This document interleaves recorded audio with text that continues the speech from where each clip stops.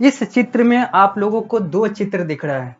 एक तरफ बड़े बड़े भवन हैं तो एक तरफ कुछ नहीं है, या फिर कहें तो एक तरफ जंगल टाइप का, जंगल तरह का आप लोगों को दिख रहा है। ये वो दो चीजें हैं जो हमारे समाज को, या फिर कहें तो हमारा समाज जो है इन दो चीजों में एक तरह से बटा हुआ है। एक है ग्रामीण शहर, तो एक है ग्रामीण तो दूसरा है नगरीय क्षेत्र। एक है ग्रामीण क्षेत्र तो एक है नगरीय क्षेत्र। यहाँ पर यह देखने को मिलता है कि गांव का जो वातावरण है और जो नगर का वातावरण है, इन दोनों में कितना अंतर होता है और क्या क्या अंतर होता है। ये दो चीजें, ये दो चित्र जो है इन सारे चीजों को बहुत अच्छे तरीके से प्रदर्शित कर रही है।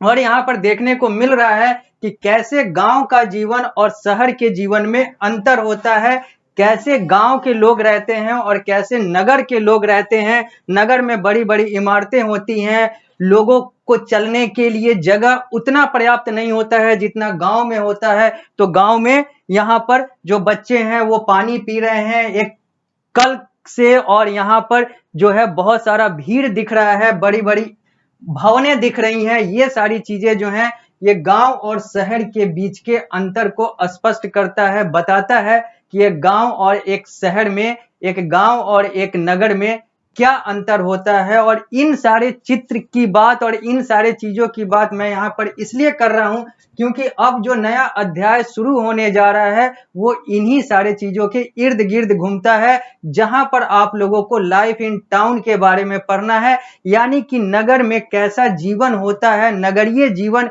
में क्या क्या चीजें होती है। इन सारे चीजों को आपको इस नए अध्याय में देखना है, जो आप लोगों को इतिहास के तहत, इतिहास के अंतर्गत पढ़ना है।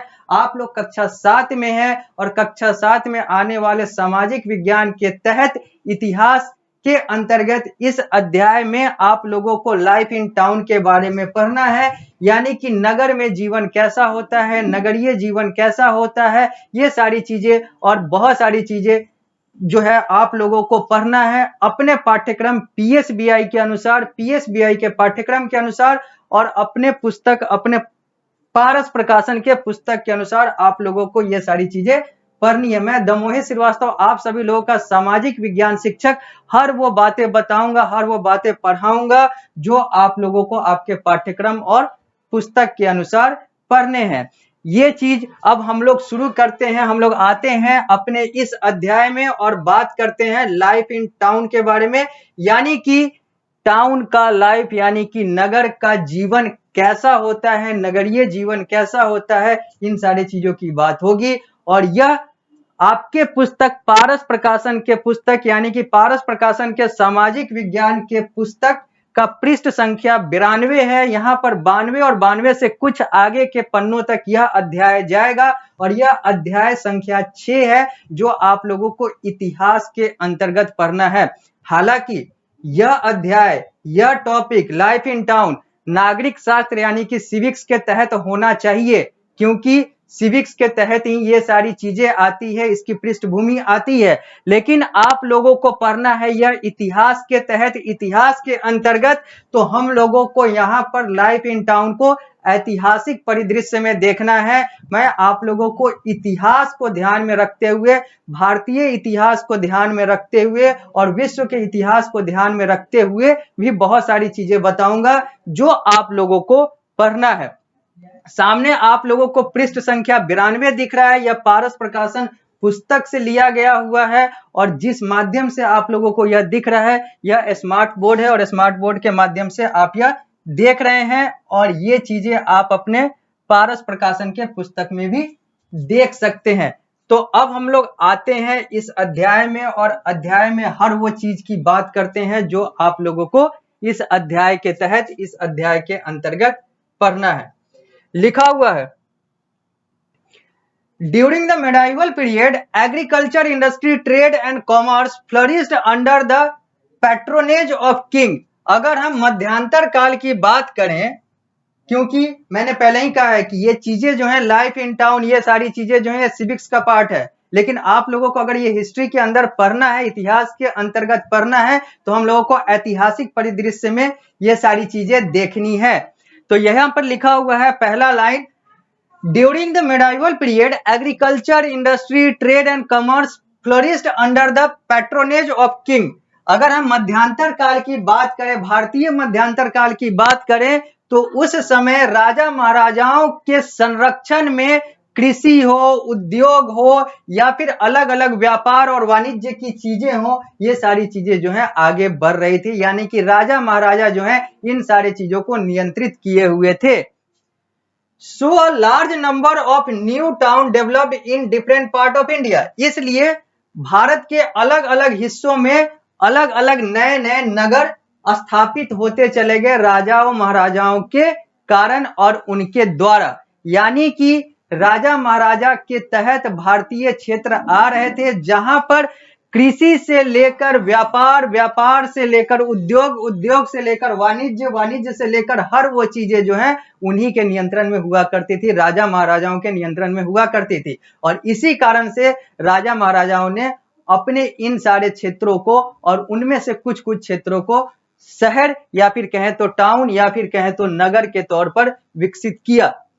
Large village often grew into town.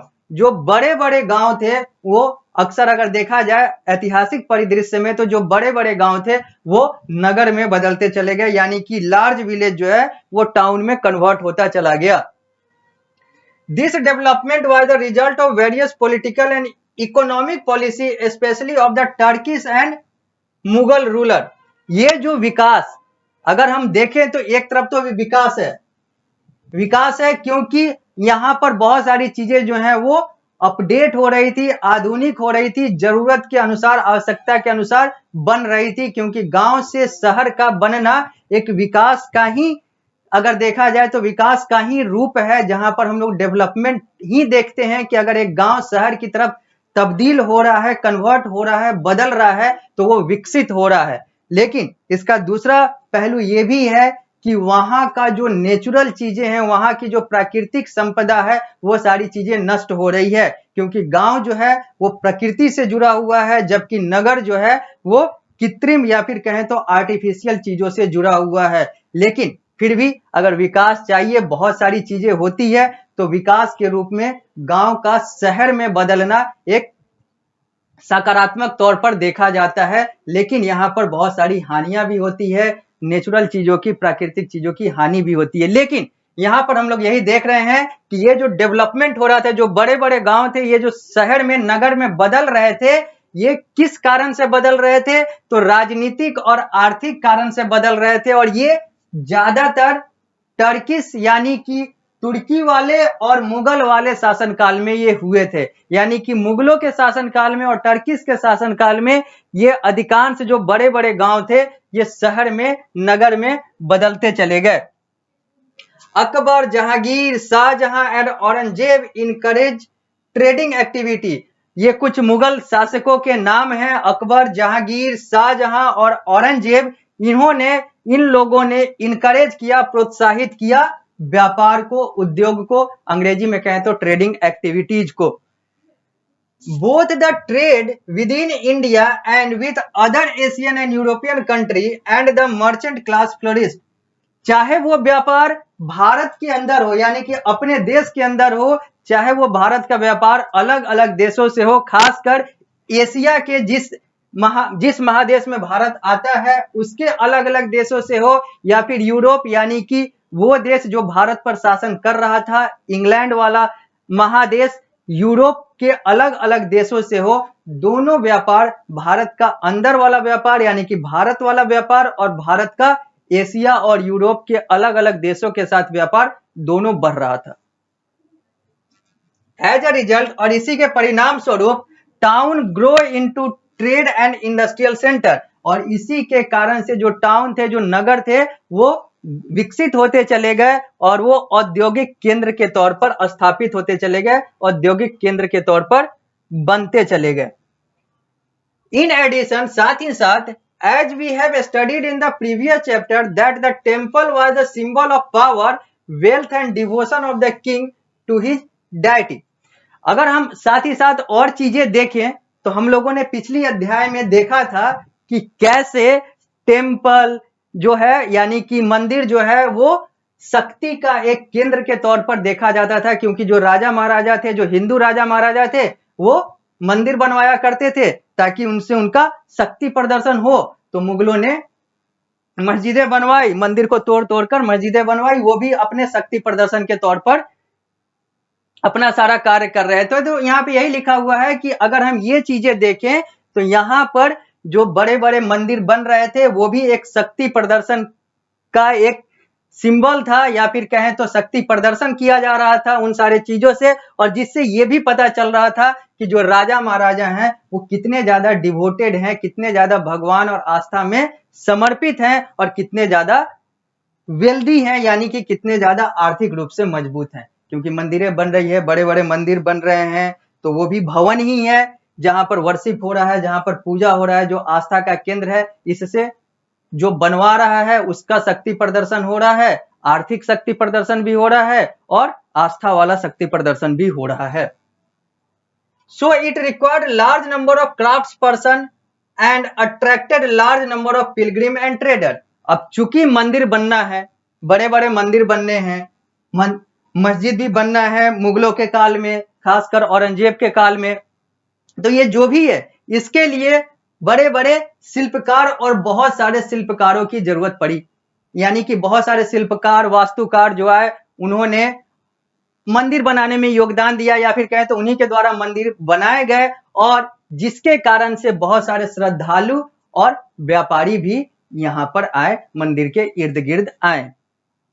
And all these factor resulted in a temple town. और ये सारी जो पहलुएं हैं, ये सारा जो फैक्टर है, ये सारा टेम्पल टाउन यानी कि वो श्रद्धा वाला जो मंदिर बन रहा था उसके इर्द गिर्द एक शहर, एक नगर विकसित करते चले गए। यानी कि जो नगर बना व्यापार के लिए वो तो बना ही बना, आस्था का केंद्र जो मंदिर बन रहा था, अब मंदिर बनेगा तो वहां पर लोग आएंगे मंदिर बनाने लोग आएंगे। जब मंदिर बन जाएगा तो वहां पर श्रद्धालु आएंगे, जब श्रद्धालु आएंगे तो वहां पर उनको बहुत सारी चीजों की आवश्यकता पड़ेगी, तो वहां पर व्यापारी आएंगे, और ये सारा कुछ जुड़ता हुआ उस क्षेत्र को नगर बनाता चला गया, शहर बनाता चला गया, टाउन बनाता चला गया, और इस तरीके से शहर और ज्यादा निर्मित होते चले गए। यानी कि टर्किश ने बनाया, मुगलों ने बनाया, और हिंदू राजाओं ने बनवाया। यानी कि हिंदू राजाओं ने तो बनवाया मंदिर, और मंदिर के साथ साथ बन गया वो क्षेत्र शहर, क्योंकि वहां पर लोग आते गए, व्यापारी जुड़ते गए, और बहुत सारी चीजें जो है वो डेवलप होती चली गई, विकसित होती चली गई। तो ये सारी चीजें थी, ये सारा पृष्ठभूमि था कि कैसे जो है वो शहरों का निर्माण हुआ। शहर एक उर्दू शब्द है, नगर उसका हिंदी शब्द है, और टाउन इसको अंग्रेजी में कहते हैं। तो आप किसी को भी एक दूसरे का पर्यायवाची कह सकते हैं, तीनों का मतलब एक ही है। तो हम लोगों ने देखा कि कैसे टाउन का पृष्ठभूमि रखा गया, कैसे बैकग्राउंड बना टाउन का, और कैसे अलग अलग शहर विकसित होते चले गए। हम लोग अलग अलग नगर की बात करेंगे, अलग अलग टाउन्स की बात करेंगे, आगे बात करेंगे, आगे की कक्षा में बात करेंगे। हम लोग अगली कक्षा में जब आएंगे तो बात करेंगे टाइप्स ऑफ टाउन, यानी कि टाउन कितने प्रकार के होते हैं, कौन कौन से टाउन होते हैं, कुछ उदाहरण भी हम लोग देखेंगे। तो मिलते हैं अगली कक्षा में, इस कक्षा को यहीं पर विराम देते हैं, मिलते हैं अगली कक्षा में, तो इस अध्याय को यहीं से आगे बढ़ाएंगे।